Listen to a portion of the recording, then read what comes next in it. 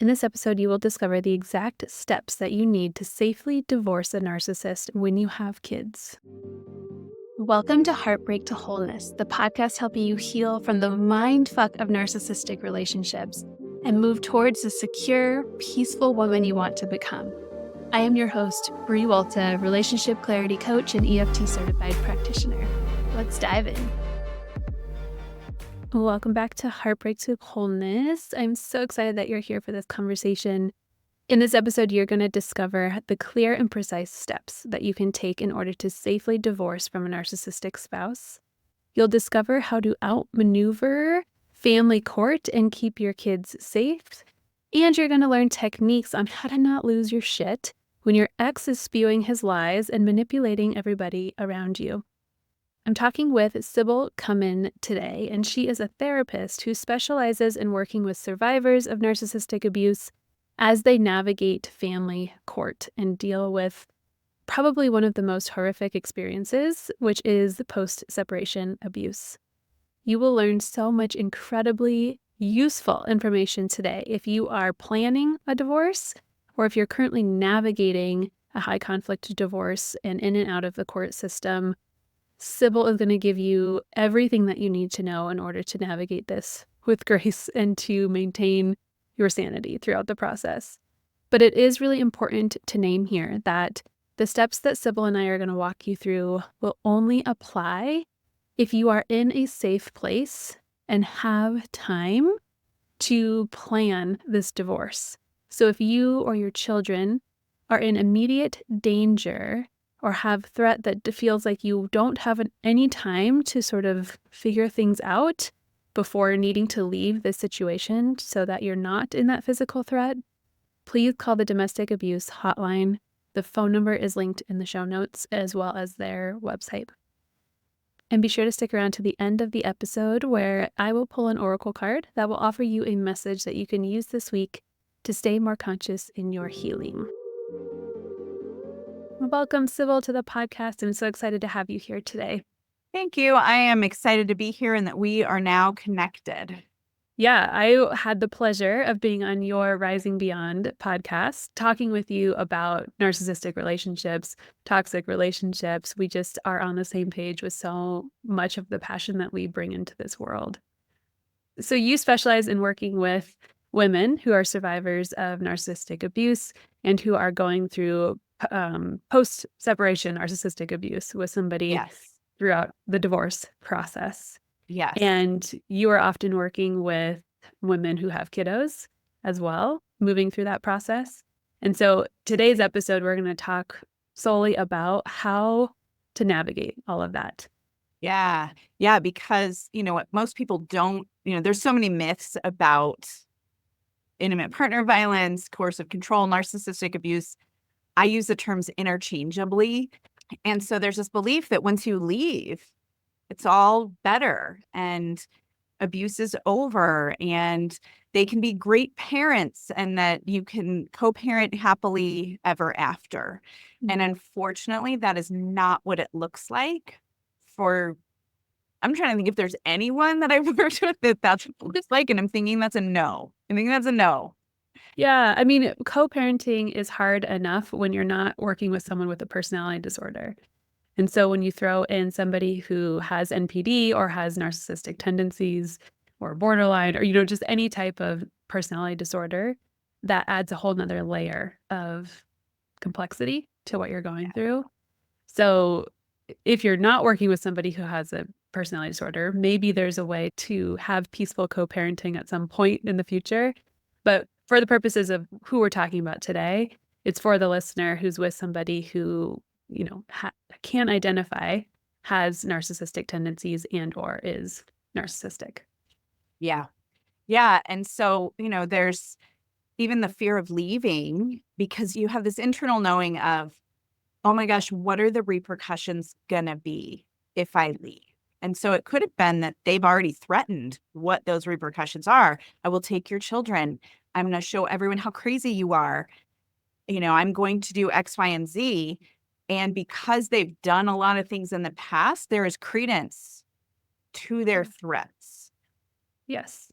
And so just because you're leaving does not mean that they don't want to still have control over you. It might just shift in how they do it because they don't have access to you in the same way. And so they need to access you differently.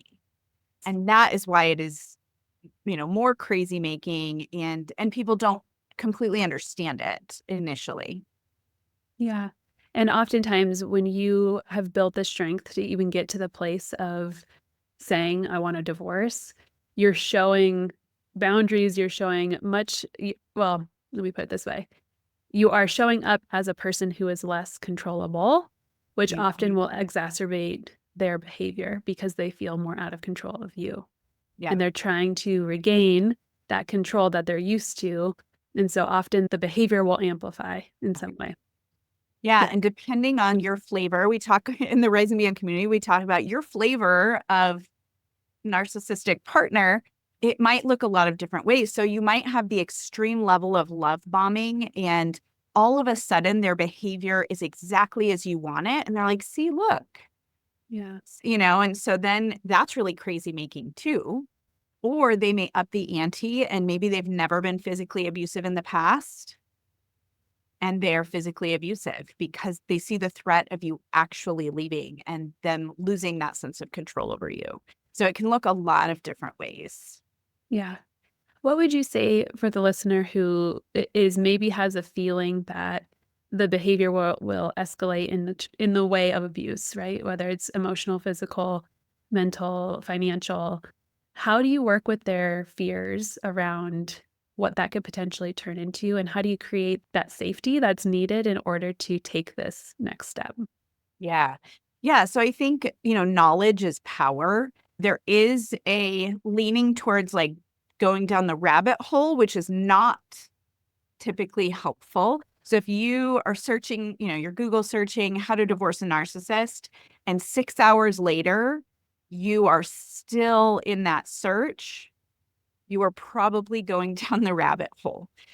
And knowledge is really important. So knowing what might it look like, really paying credence to your own internal knowing because you know your partner, your family better than anyone else that's out there. And so maybe what those repercussions might look like, and being able to speak to those fears with a coach, with a therapist, with someone who is going to listen, believe you, no judgment, is really, really helpful because it is possible that you will need to safety plan. People think, oh, no, that's for someone that's not like me.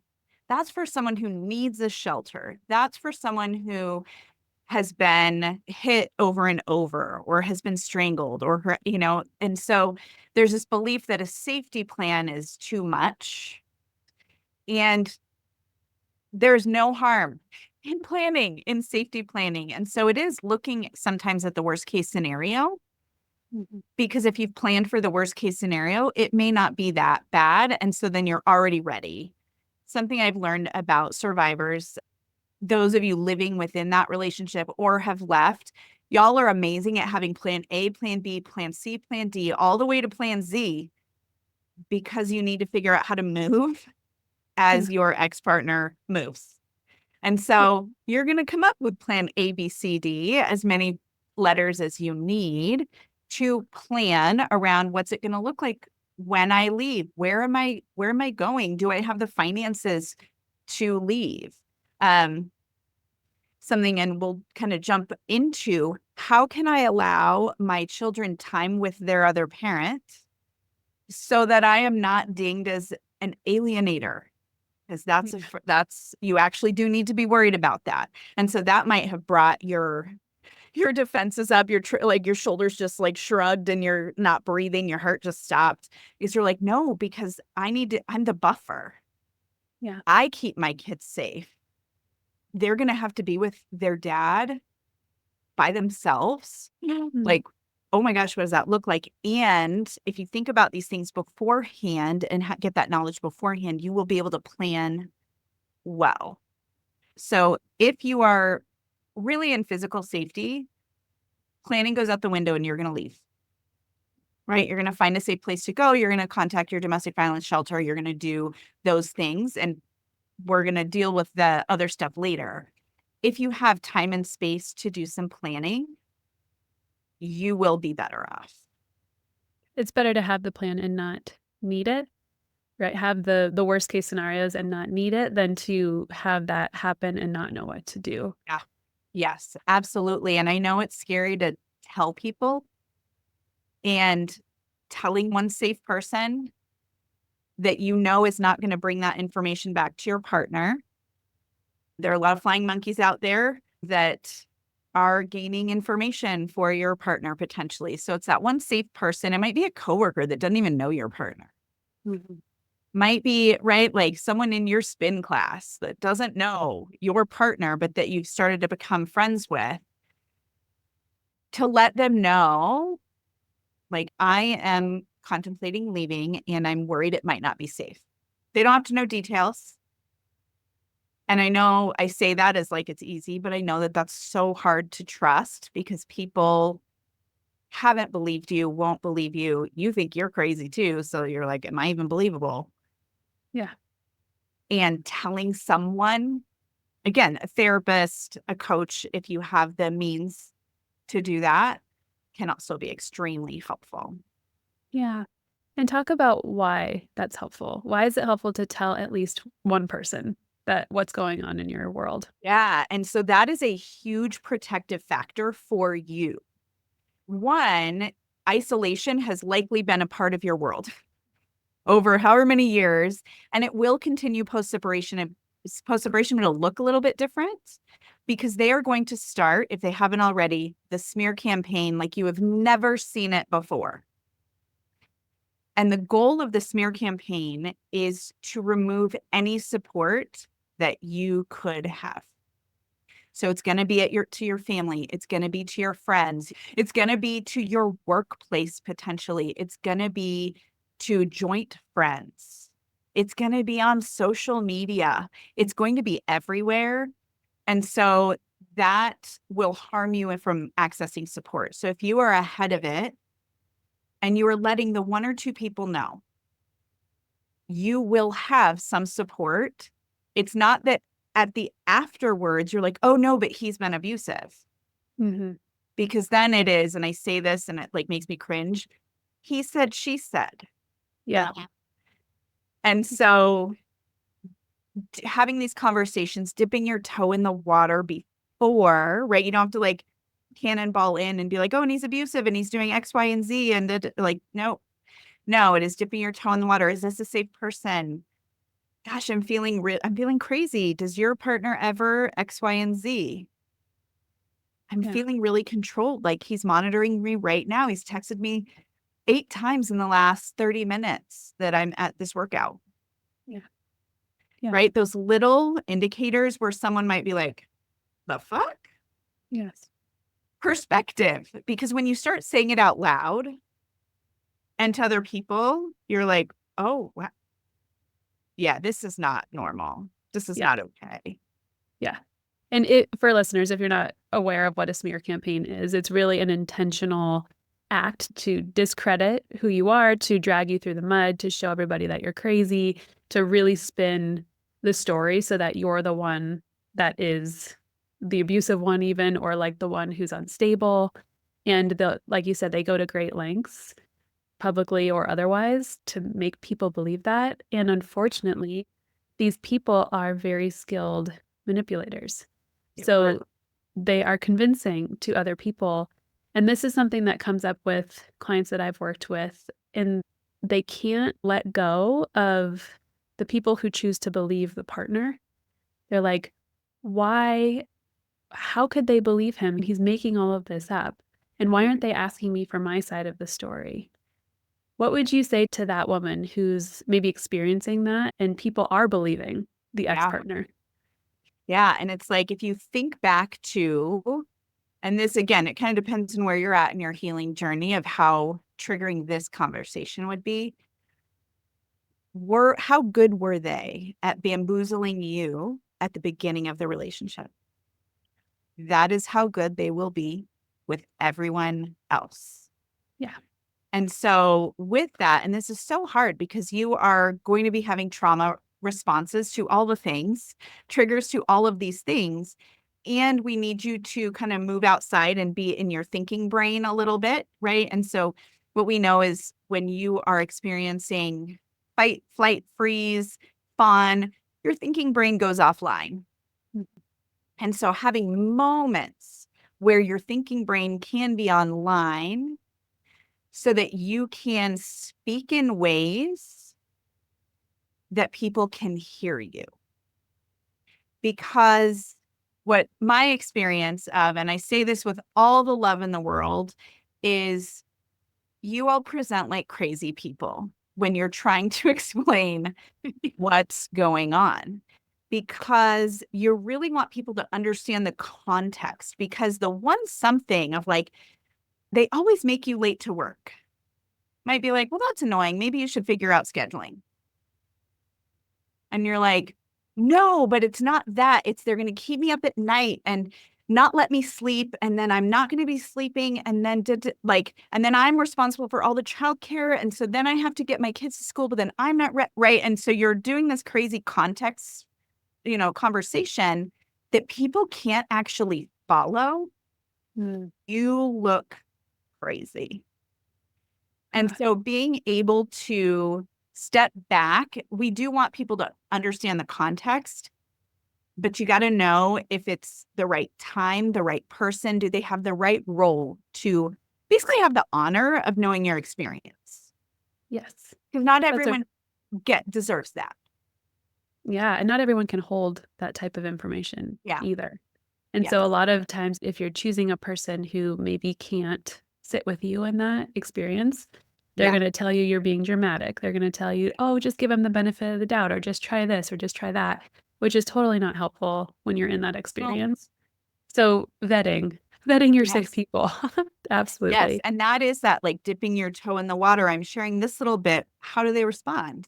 I'm sharing this something. How do they respond? Yep. Because, those are the only ways really to decipher how this person feels to you. Exactly. Okay. So we know that telling at least one safe person is helpful for potentially the smear campaign that's going to come after you leave, for your own sanity of just having that perspective, or that, that sanity check. Yeah. Creating your safety plan. What would be the next step for documentation? And it sucks. You're going to document like it's your job. Yeah. It's your second job. You need to document financially. You need to document behaviors. You need to document specifically, how are your kids responding to things? And we're not doing this in your journal, because your journal, like if that's where all your documentation is, and then you go to family court and you're like, look, here's my journal right here. It's my planner, but like, here's all my documentation. Then the whole journal can then be entered into evidence. Oof. And if you have written in there early on, I don't think I can live like this anymore. What would it be like if I just went away and had any like suicidal, or like, I wish I could just kill him? In your journal, that is evidence for the court. So what I actually recommend is getting, like, you can get these for free. Like, I don't know, people send these things to me for like places I donate money to, like the monthly planner. Just writing on specific dates, any incidents that happen, even if they're not he punched me in the face incidents. It is like, how did they undermine you? What was that financial abuse? What were all these things? So you're going to start documenting what things look like. And what I want to share, and this I was thinking about sharing later, but it kind of comes in, is you are not labeling anything. So I don't want you to use labels. You're not labeling your kids. You're not labeling your partner. Don't call them a narcissist. Even in your documentation, you are putting observations of behaviors, and you're kind of narrating. This happened, and this happened, and this happened. This is how I responded. This is how they responded. Yeah. Because the labels, if you are not a mental health professional that can diagnose, your kids my child has PTSD. Well, if they have that diagnosis because the therapist gave them that diagnosis, great. You will just not be seen as credible. And that actually, you'll, in family court, and I say this, and I kind of laugh, and I shouldn't laugh about it. And they'll be like, oh, look, she's Munchausen by proxy. That'll just be one of the narratives. Oh my gosh. Just because it is. There's like a blueprint that narcissists use in family court. So as you're documenting, you're just documenting observations of behaviors with no labels. Yeah. Like you're just a scientist looking at this really fucked up situation and just writing down facts, not calling him an asshole, not calling him a narcissist, not saying how your kid's life are ruined. I love that piece of advice because our emotions can take us into that place. Yes. So finding moments where you are more lucid in that prefrontal cortex brain, your executive functioning is a little bit more online so that you can document this way. And then the other piece is you're leaving because economic abuse looks different in so many different ways. You might be the sole breadwinner. You might be a stay-at-home mama and have not worked for 10 years. You, as a family, might be really struggling, or you might be working in your husband's business and not getting paid. Right? There's so many different elements of this. And so if it is safe to do, you need to start getting documentation of your finances. Pay stubs, tax returns, 401ks, any bonuses, pictures of, copies of, because they will hide money if they have the money. They will open new credit cards in your name, potentially, if you're the breadwinner. They all of a sudden will transfer money places. In any family court arena, once it's like in family court, you are supposed to, if you are a law-abiding citizen, a good person, keep to the status quo of your normal living. So you need to be able to document what is status quo. And if they have any little inklings that you are leaving, all of a sudden you don't have access to bank accounts, or they transferred $30,000 and you don't know where that went, or they buy a new car and it might even be for you because it's manipulative, but they're doing different things with their money. And so we need to know, what does their money actually look like? What does your money situation actually look like? So that you can show in court, look, this is how we've lived for 3 years. Look at our tax returns. We've made $100,000 as a family, and now he's making $30,000. Within 30 days, his income has significantly dropped. How did that happen? Right? So protecting yourself financially too. And it's not financially because you're the money hungry person just trying to take all their money, which is something they're going to say you are. It's because you need to take care of your kids. You need to take care of you and your kids. Yes. That's all. Have you ever run into a situation where the woman hasn't had access to the financial side of things at all, and she just has sort of trusted him, and maybe she's the stay-at-home mom and kind of in those traditional gender roles of he handles all the money? How do those women start to get the passwords to things, or start to get access to the information that they need? You may not be able to get it. And here's a piece that feels gross to so many of the women I work with. You may have to start playing the game. So maybe they have talked about getting a condo we're in Colorado, in the mountains, in a ski area. And you've been like, no, poo-pooing, but they really want this. And you know it. Okay, so I'm contemplating, I know you really want this condo in the mountains. Can we sit down together to go over the finances just to relieve my fears so that we can maybe start looking at the condos. Okay. Yeah. Like, that's gross because that's manipulative. Yeah. And that might be the only way. It could be that you're not going to get access. And in those cases, which it is really tricky, depends on the state you live in. But a lot of times until you're divorced or legally separated, you will not have access to state or federal support or money. Mm. So you need to just do a quick Google search of that. Go to the library if your computer's not safe or your phone's not safe, because it may be that you, to take care of your family, need to do a legal separation. So then you can access Medicaid for healthcare. You can access TANF or food stamps so that you can keep your family okay. Sometimes you can go to your human services department building and ask those questions. Sometimes they won't give legal advice, even though it's not legal advice, but sometimes they just don't know. Like, the people working there just don't actually know.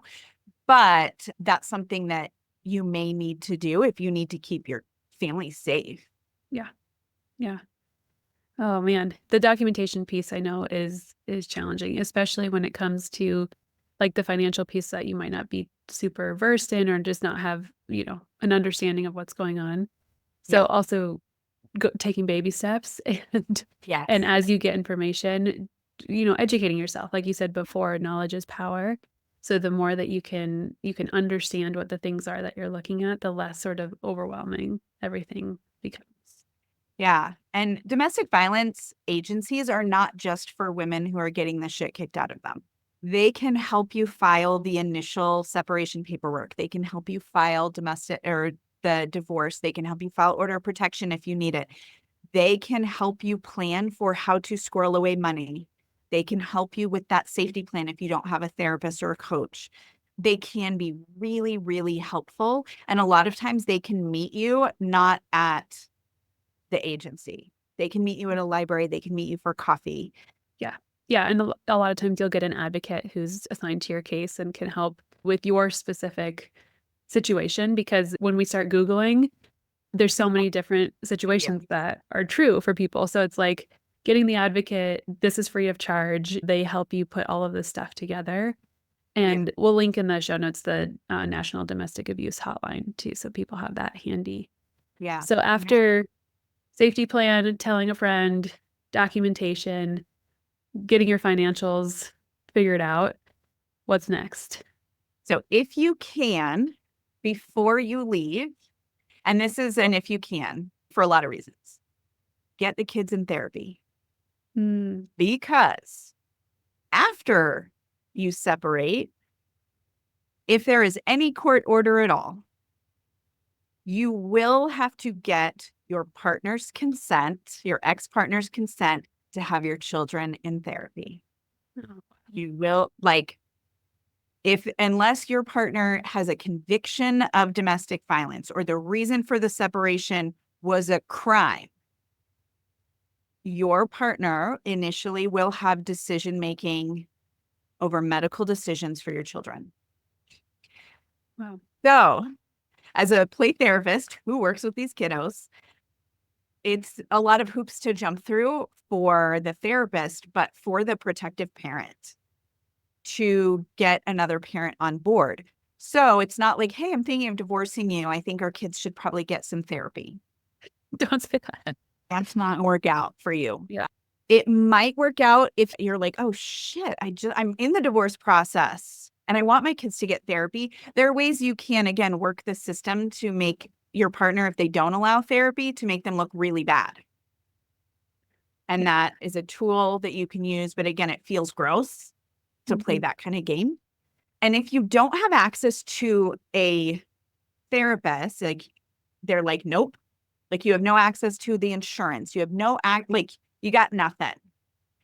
I highly recommend going to talking to the school counselor just to be like, hey, we've got a lot of stuff going on in our family and I see some transitions coming up. Could you check in with my kid? Yeah. Because if there's someone that is safe for your kid to check in with to talk about these things, you might get a referral like, hey, this is outside of our scope of practice at a school, we actually recommend that they find a therapist. Yeah. Yeah. And same thing is scheduling a pediatrician appointment. And before you've left, he's not coming. When's the last time he helped you take the kids to the doctor? Right. Never. Will he want to come to every appointment after? Potentially. Yeah. So going to the doctors and just saying to them, like, hey, we might have some family transitions. Could we reach out for a referral for therapy in the future? Shall we need it? Because a judge is going to take a doctor's recommendation over your ex's statements of you being a crazy person, right? A judge will look at the letters after someone's name and be like, oh, they know what they're talking about. Sometimes they don't. And, it's a whole nother story, but that will help. That will help post-separation. Yeah. I would imagine too with kiddos who are witnessing abuse on some level, whether it's physical, emotional, narcissistic, all of the categories, the kiddos are going to have some behavioral issues. Yes. Behavioral, they might be extremely anxious. They might be the people pleaser. They might be struggling in school. Whatever it might be, they likely do. And I'm clearly biased because I'm a play therapist by training. But yeah, they need support anyways. Yeah. And so it is just finding the in so that it's like, yeah, fine, whatever. As long as I don't have to bring them to therapy, great. Right. Yeah. So instead of saying we're going to get divorced and they're going to need support, it's like, oh, little Sally is, showing a lot of perfectionist tendencies. I see her starting to like really withdraw or over-engage or whatever she's doing. We need to put her in therapy. It's like trying to find the least arguable reason that your kid could get some help. I love that. Yeah, absolutely. And you might get the like, our kid's not crazy. Yeah. It's like, no, but our daughter, she's seeming really anxious and I really want her to perform well in such and such sport. Right. Yeah. Whatever. Like, it's like, oh, I look like a great person when my child wins first. Yes. Finding the buy-in. Yes. If they want their kid to be number one in sports, or they want their kid to, be president of the class or have straight A's or whatever, so that they look good, to your point, then that's the thing to play on in order to pull some strings to get the kids. Yeah. And the more safe people that you and your kids can have in their world, the better. Absolutely the better. Yes. Yes. Okay. What else would you recommend for these mamas? Yeah, I think, and this is, you're thinking about and planning for the after, but I would say definitely, and there's not one that I 100% support or not support, but you need to have a co-parenting app. Mm-hmm. So the reason why this is important is because post-separation, they, again, want to find any means to abuse you they can. And if you're not living with them, they can do it through your phone and emails. So will they blow you up in all sorts of ways? Yes, they will. Yep, they're going to do that. And so sometimes text messages, emails are not court admissible because they can be altered. But a co-parenting app, all of the messages can then be seen by any of the legal professionals. They cannot be doctored. They cannot be changed. And that post-separation is going to be the majority of your documentation. So yes, you're documenting incidents, transitions to visits, things like that. But the majority of your documentation is in that co-parenting app because they may be able to hold their shit together for a little bit when they know people are watching, but they can't do it for a long time. Right. So there will be elements of abuse within your co-parenting communication. Yes. And would you recommend blocking on all other platforms and only having that as the only access point? And so very often in temporary orders, which would be like your first, if you go to court, because you don't have to go to court, but in temporary orders or in mediation, you can request, I would like to keep our communication in the co-parenting app. They may not agree. And so if you don't have temp orders and it's not ordered, you can respond to things, which is kind of a little bit of an organizational headache, but you can respond to all the things in the co-parenting app. So you're like, oh, copy paste or screenshot of text, and you stick it in your co-parenting app and you're like, to respond to your question you texted me on X, Y, and Z date. And then you answer only things that have to do with your child. Once you separate, they have no right to know anything about your life.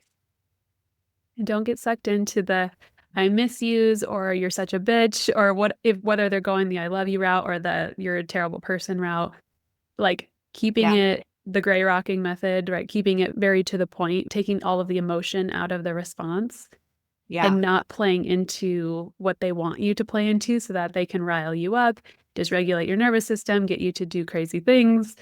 The plan. And figuring out what you need with regard to that communication. So the ding of your co-parenting app, that notification, there is nothing that will give you more anxiety than that ding.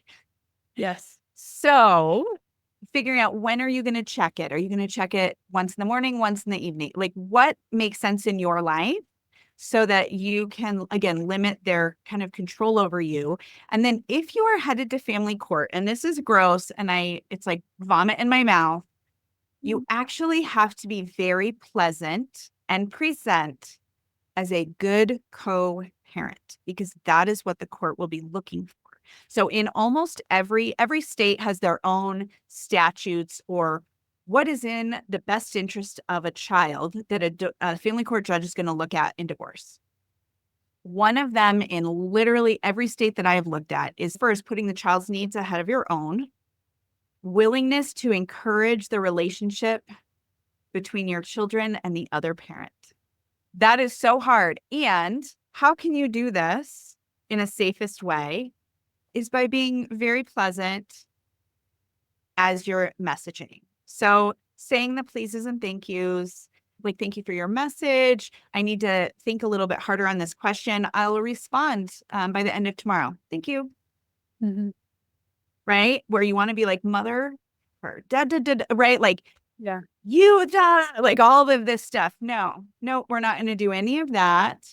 Because then this is one of the only ways that you're going to be able to refute any of their narratives of you is how you respond.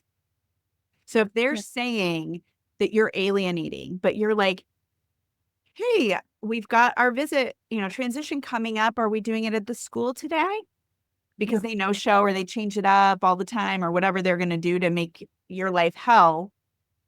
You're not like, you never showed up at the school, so the visit's off. Nope.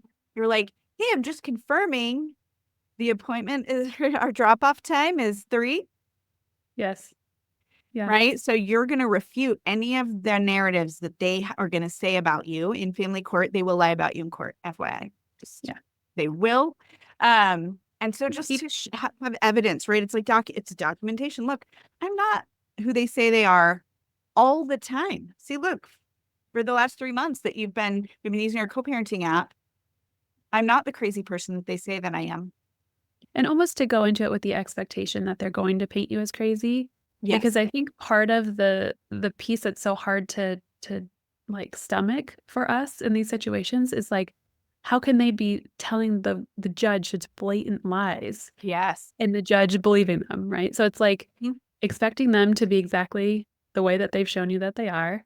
It's not a surprise. And I love your recommendation of keeping like front of mind that this is for the kids.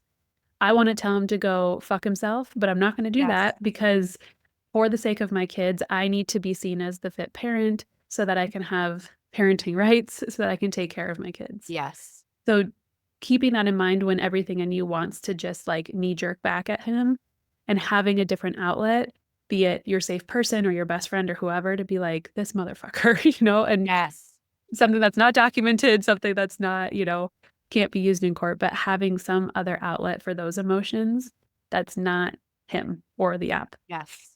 Yep. And I'm glad that you brought that up because, and I say this and it's hard to hear, but you need to hear it. The court system, family court system, does not care how the abuse has impacted you. That is not their role. Their role has nothing to do with, and it's even coming out of my mouth, I'm like, their role is not to protect you at all.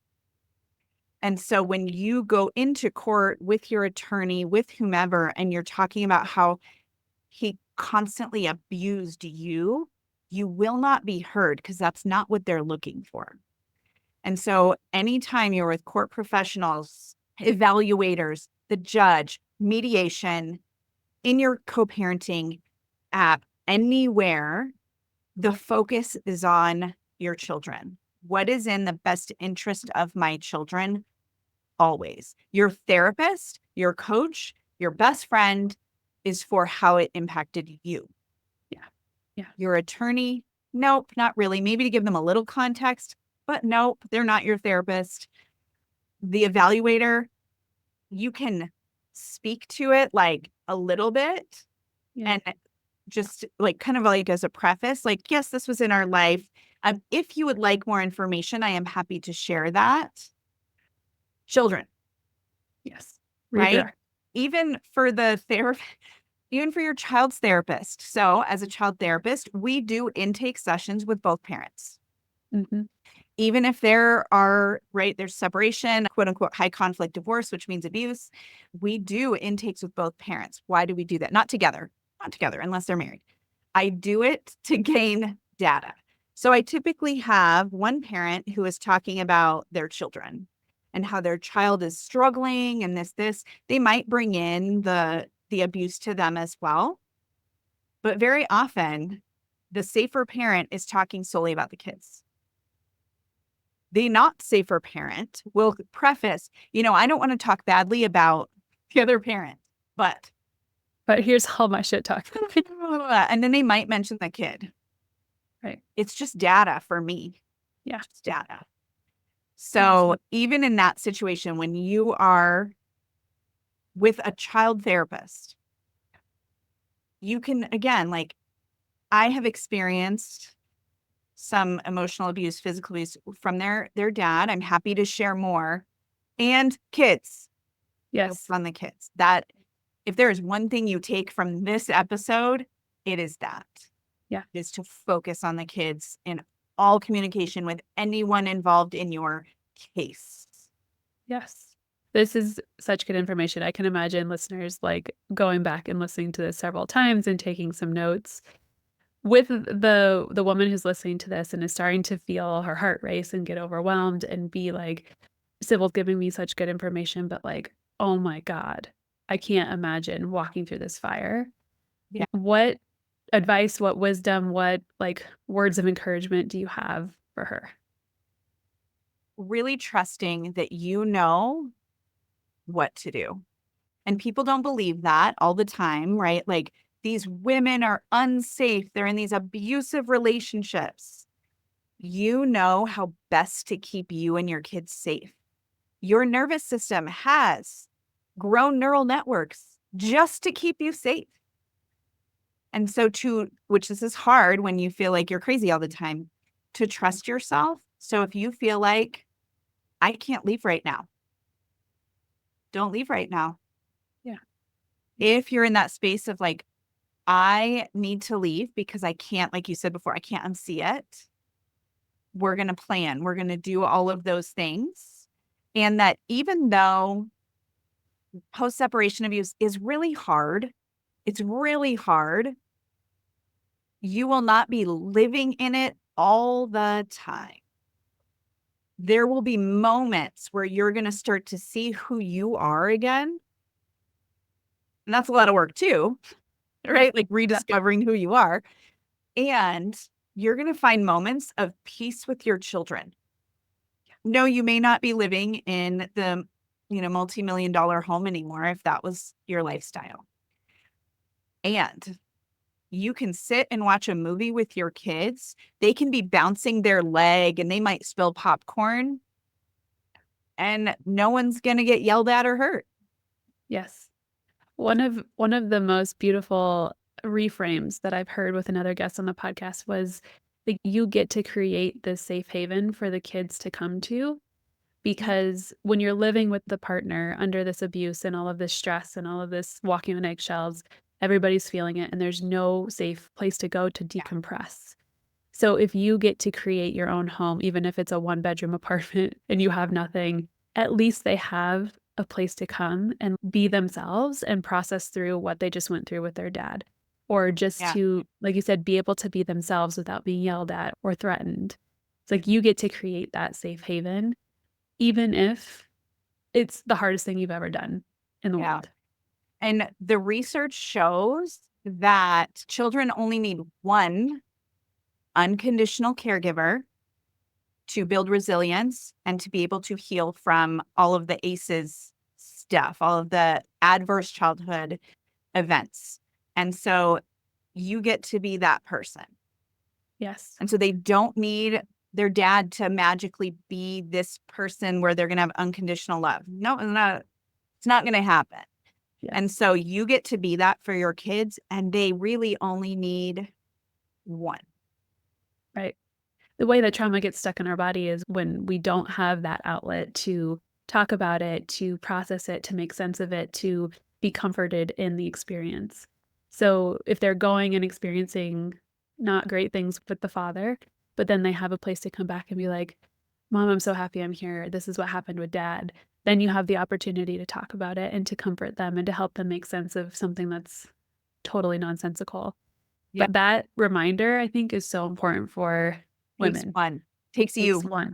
That's and it. we know that you are the big-hearted, caring, empathetic, wonderful, like, woman that has this capability to really show up for your kids and yourself. Yeah. These ways. Yes, absolutely.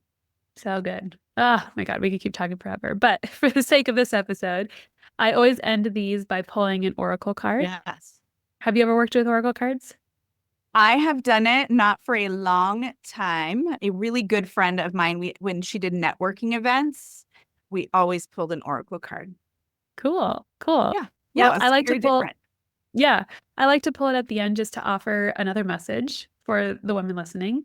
So, and I like your participation. So if you can close your eyes. Okay. And you and I together, Sybil, are just going to tune into the listeners, tune into the energy of the deck.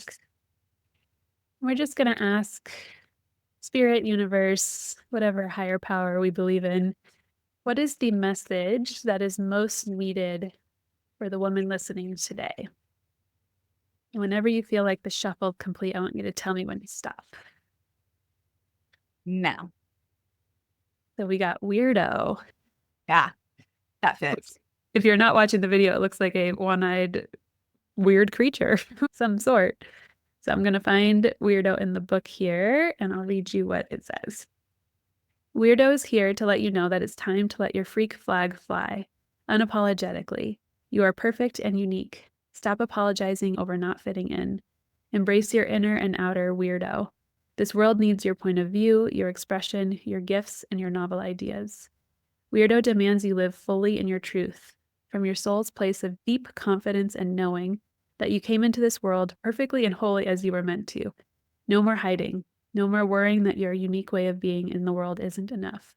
It's time to live fully as your beautiful self, confident, expressive, open, and loving. Yes. And I was just thinking that if you can offer that to your kids, then they will be just fine.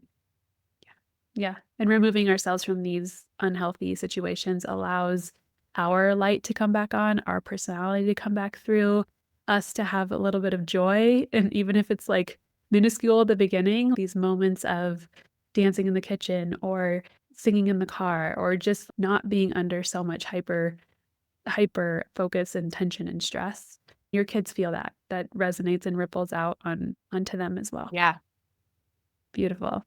Sybil, thank you. This information is so valuable. Where can listeners find you if they want more support or more resources? Yes. So I run a community of women specifically who are going through post-separation abuse and the family court system. That is the majority of women are kind of stuck in that space. And so the website is risingbeyondpc.com. And then I host the Rising Beyond podcast that really is, again, the same kinds of information, really specific to healing when you share children with your ex-partner. Perfect. And that's specific for women in Colorado. Is that correct? So actually, the Rising Beyond community is for nationwide. It is a Oh, different great. than my therapy model. But yeah, so anyone listening, pretty Okay. much anywhere, can check that out. And there's a lot of resources too, of legal resources and books and how-tos and some of those things on there as well. Perfect. Perfect. And we'll link the domestic abuse hotline, the national phone number in the show notes too, if you need some immediate safety planning and help navigating your specific court system, your specific state court system. Yes. Yeah. Thank you so much, Sybil, for all of you do in the world and for the women who absolutely need you. Thank you for having me. Sybil is such a brilliant woman and has such potent information. So let's recap some of the main points so you can really be sure that you are absorbing to the best of your capacity. Because I know when you're in these situations, you are in survival mode a lot of the time. And so repeating, regulating the nervous system, all of these things are going to be good for you as you gather your information. So from this episode, you now know the clear steps that you can take to plan a safe divorce from a narcissistic spouse, especially when kids are involved. You know now how to outmaneuver manipulation in family court with specific little tips and tricks so that you can keep your kids safe. And you know the techniques that you can use to not lose your shit when your ex is manipulating everybody around you and everyone is falling for his lies. Really take your time with this episode. Go back, re-listen, take notes, save it in a safe place. This is going to be like your North Star. So I'm so, so, so happy that Sybil gave us her time and her wisdom to share this with you. If you enjoyed this episode, I'm going to point you back to episode 27. It's called How to Protect Your Child and Save Your Sanity When You Are Co-Parenting with a Narcissist. It is another episode along the same lines as this one that will give you some inspiration and hope and tips and tricks on what to do. That episode was before the rebrand, so if you hear me in the beginning say Lucid Living with Bree, that's what the podcast was called before it was called Heartbreak to Wholeness. So no need to be alarmed that you're in the wrong place. You are exactly in the right place as always. This podcast is for you. You are so not alone. You do not have to walk through this alone. And I will see you in the next episode.